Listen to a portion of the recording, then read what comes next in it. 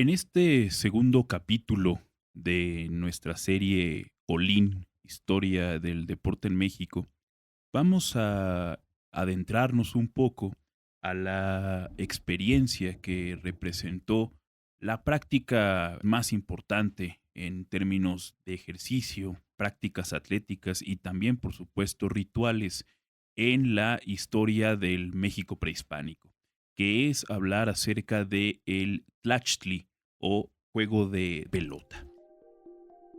Esta práctica hay que entenderla como la práctica por excelencia en el mundo, no solamente de la zona que hoy conocemos como México, es el elemento por excelencia de todo Mesoamérica. Mesoamérica, que era una zona que iba desde la mitad del territorio de lo que hoy es México, a partir de San Luis Potosí y hacia el sur, hasta cubrir toda Centroamérica. Y los arqueólogos han descubierto muchas canchas a lo largo de esta región, más de 3,000 canchas las que se han detectado, las que se han descubierto, y eso pues nos lleva a que sea una práctica muy importante y sobre todo indispensable entenderla para poder generar un conocimiento preciso al respecto de esta actividad.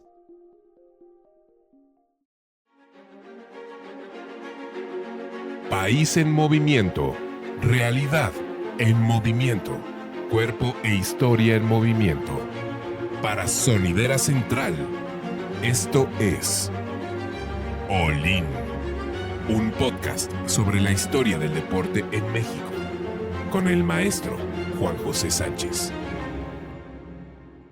Hay que entender que el Tlachtli en un inicio fue una actividad enteramente ritual. No todos la podían llevar a cabo y su práctica era exclusivamente para obtener algún tipo de beneficio. Normalmente era para cumplir con ciertos protocolos cuando había un problema. Por ejemplo, el problema de sequía que existía en alguna región en un momento, pues las personas que se dedicaban a estar al pendiente de los dioses, sacerdotes, personas de una clase social superior, pues eran los llamados a salvar al pueblo a través de esta práctica del juego de cadera o juego de pelota.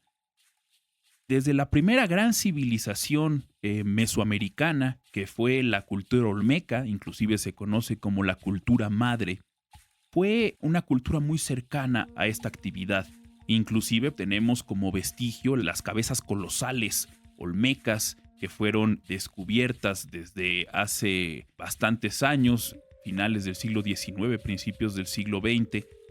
En este primer momento en el juego de pelota, podemos decir olmeca, era, como había comentado, una actividad 100% encaminada hacia al lago de los dioses, hacia esta actividad en la que se buscaba que los dioses estuvieran bien, un favor de los dioses. Y para esto es interesante ir desde la preparación que debía tener un jugador para poder ser parte de esta actividad. No cualquiera lo podía hacer, tenía un proceso de purificación, como todo buen rito tiene un proceso a llevar.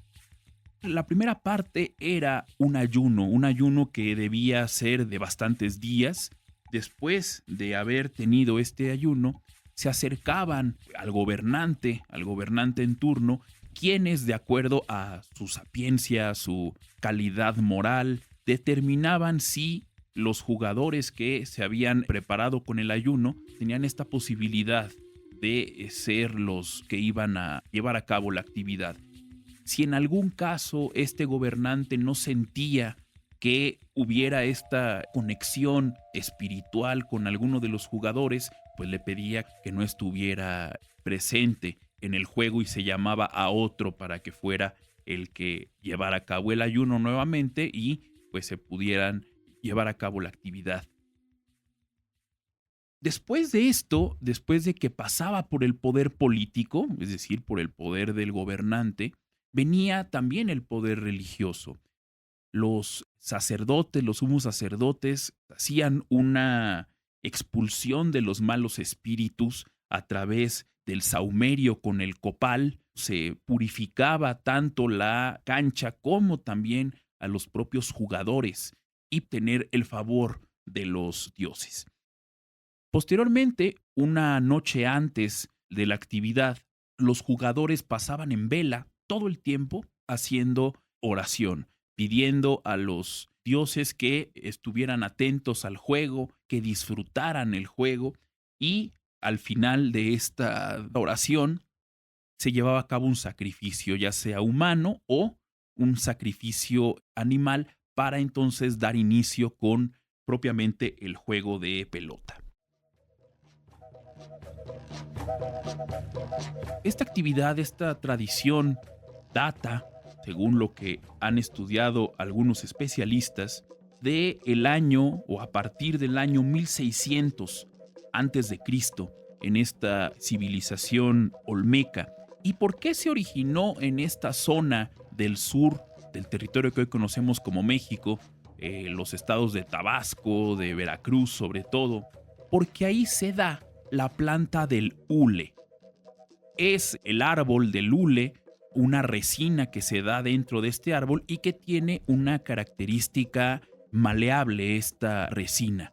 Y la comparación que se puede hacer con un producto de hoy en día es el chicle, que de hecho también el chicle es originario de esta región. Y hay una anécdota que también tiene que ver con el deporte.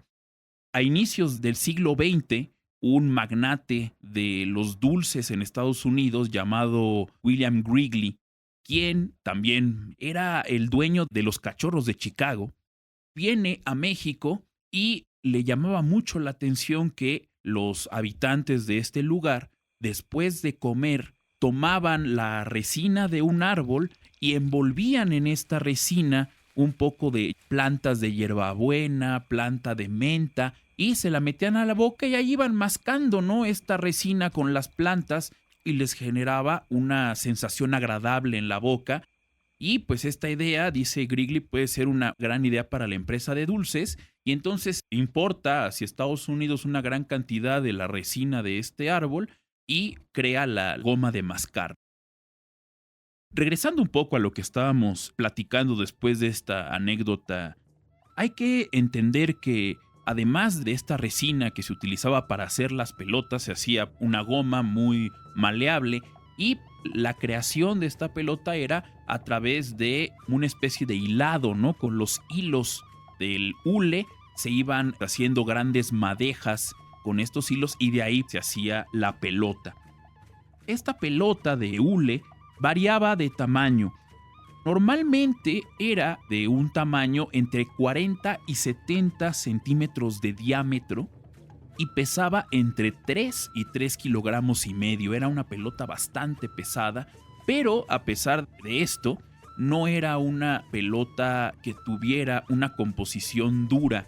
Hoy obviamente las piedras que nosotros podemos ver en los diferentes museos arqueológicos pues están petrificadas las pelotas, pero en la época pues eran de un material maleable y que permitía lo más importante, que era el rebote de la pelota dentro de la cancha. Esta pelota, uno de los vocablos que se utilizó para nombrarla fue el de olín. Olín, que el significado en la lengua náhuatl es hule y movimiento. Con esto se designaba tanto al material, pero también algo muy importante, que es el movimiento de un lado al otro que debía tener esta pelota para que pudiera cumplirse con el juego y agradar a los dioses.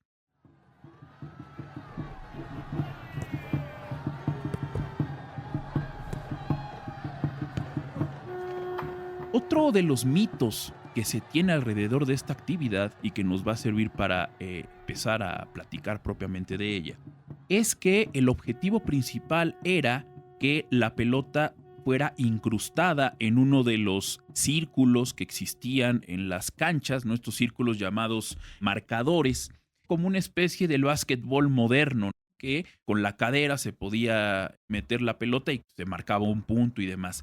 Pero este es falso. El objetivo no era como tal introducir la pelota dentro de este marcador.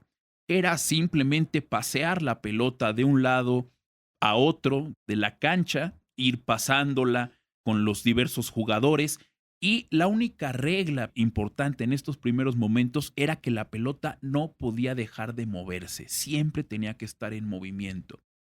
Y esto tiene que ver con un aspecto meramente ritual, con un aspecto cósmico. La pelota representaba el mundo, representaba la realidad, y esta realidad tenía que estar siempre en movimiento. Para los prehispánicos en general, todo tenía que estar siempre en movimiento.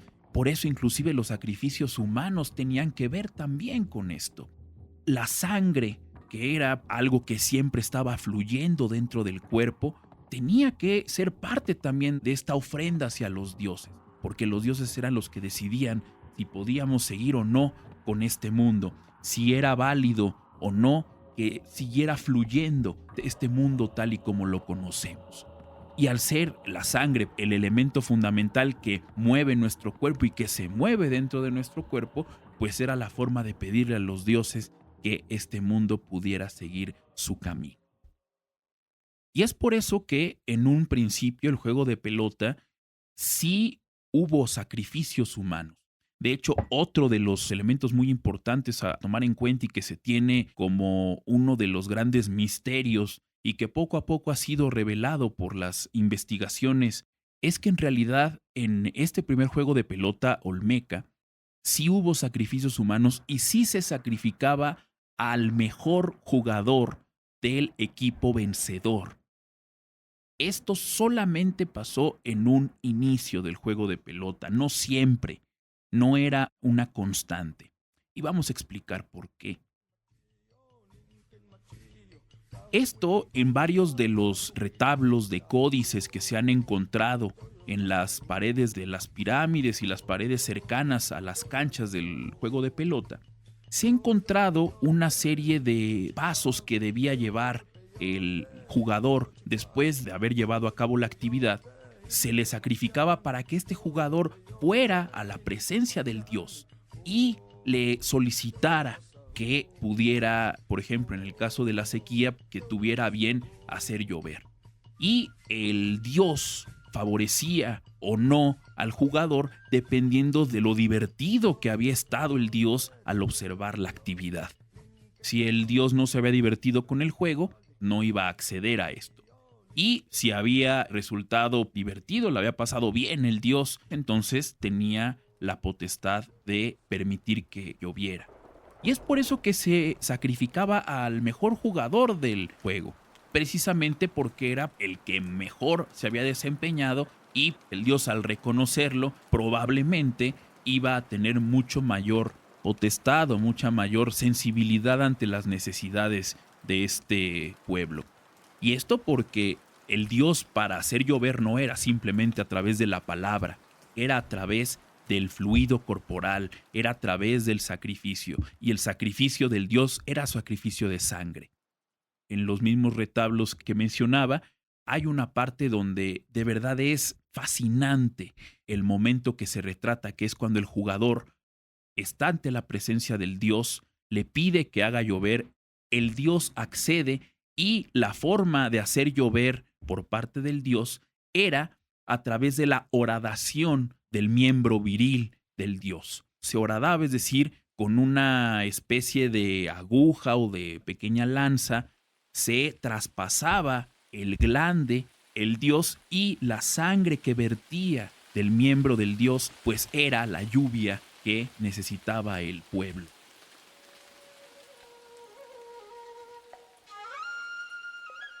Vamos un poco a los lugares en donde se llevó a cabo esta actividad. Toda Mesoamérica tuvo canchas. Podemos ver canchas en Chichén Itzá, en Teotihuacán, en Tenochtitlan. Y el nombre que se le dio ya en el pueblo náhuatl fue Tlachtli.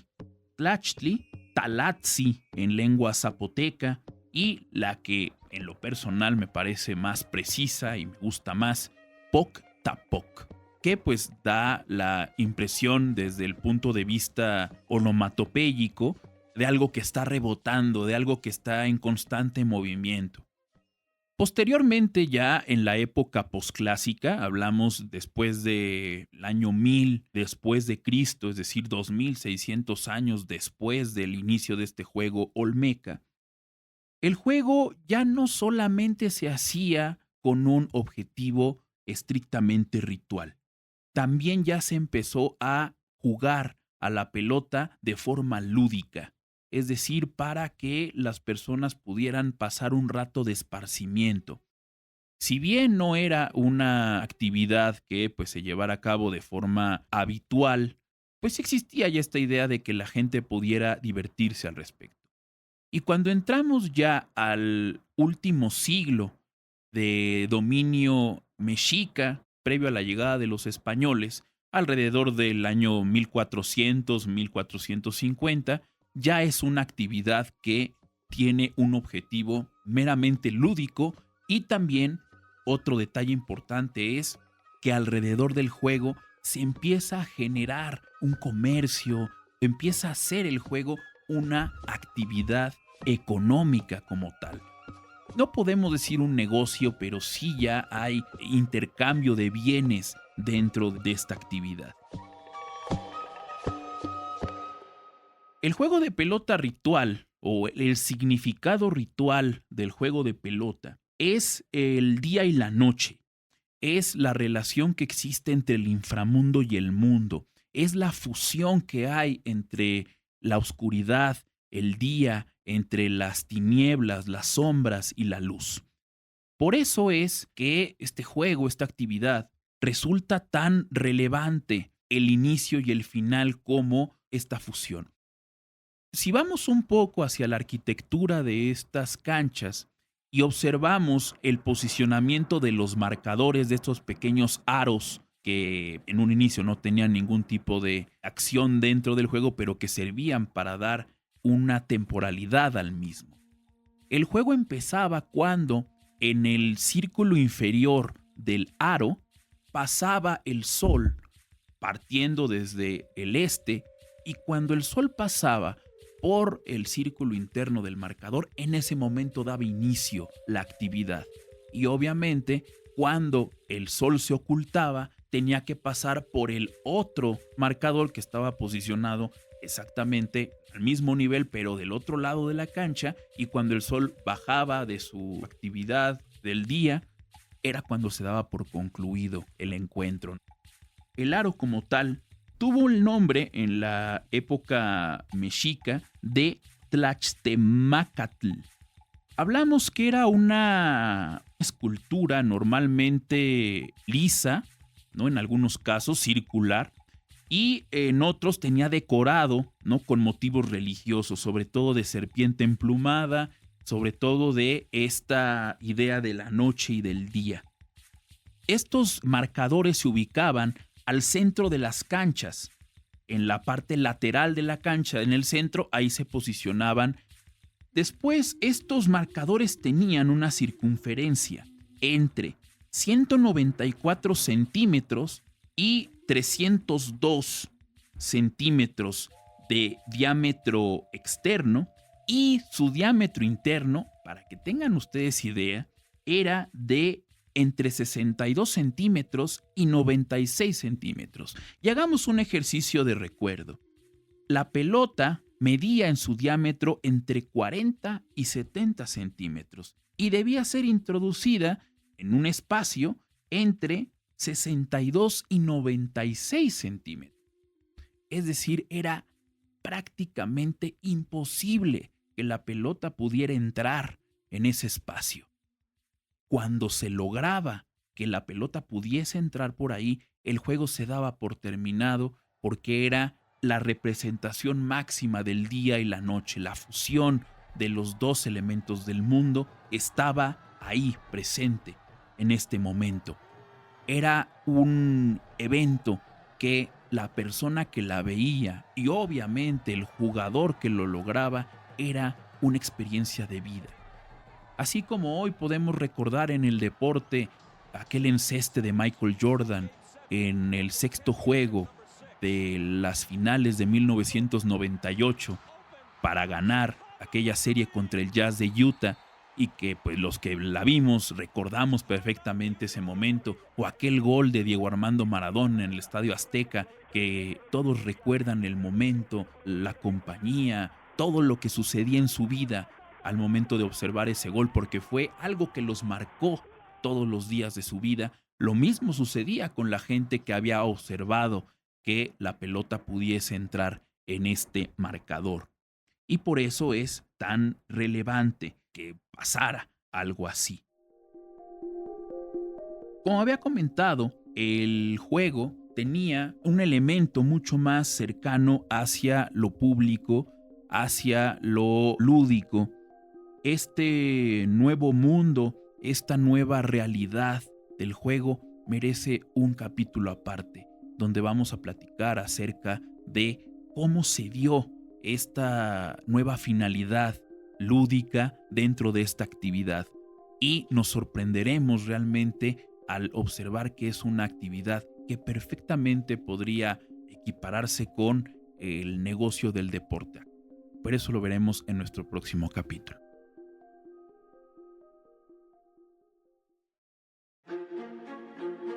Tú puedes ayudarnos a producir los contenidos que nos merecemos todes. Te esperamos en www.patreon.com/todo menos miedo. Y puedes donar parte de tus impuestos para apoyar proyectos culturales y sociales como este. Solo escríbenos a altavoz.ac@gmail.com. Olin es un podcast creado y producido por Sonidera Central y Altavoz Social y Cultural AC.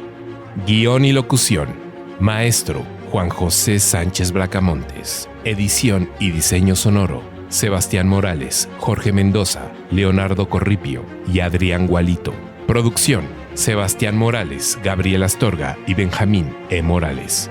Productores asociados Junior: Natia Mezcua, Alberto López, Lau Baneco, Diego Echeverría, Iván Said Martínez, Citlali, Judith, Juana, Mariana Gómez, Vuelo de Grulla, Sebastián Morales, Margarita Moreno, Dava para Más, Marcovian, Elena CDMX, Andrés Ruoj, Media Luna, Mari Carmen Jiménez, Gabriela Astorga, Jonathan Santos, Juanga, Evaristo Bedriñana, Claudia Oliva Gama, Carlos Oropa Álvarez, Alberto Ávila Castro, Juan José Sánchez, Cecilia Pérez y Manuel Gil Antón.